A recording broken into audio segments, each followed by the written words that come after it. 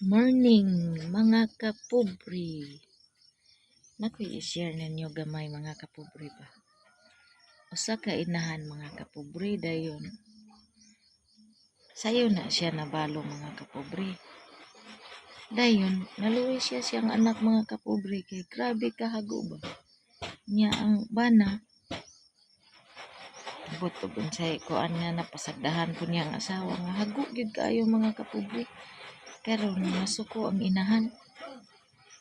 Mura siya og nilaban siya iyang anak ba matay gitubag man siya sa iyang kabalingong anak nga nganong suko-suko man ka nga wa man ka gapakaon nako basta mga kapubri porte man yung luuya sa inahan mga kapubri kay wa man gid siya katingog nga porte man jud niyang guulam mga kapubri. Ingon gid siya nako mga kapubri nga saksi jud ka regularly giunsa nako na sa pagbuhi sa gagmay pa.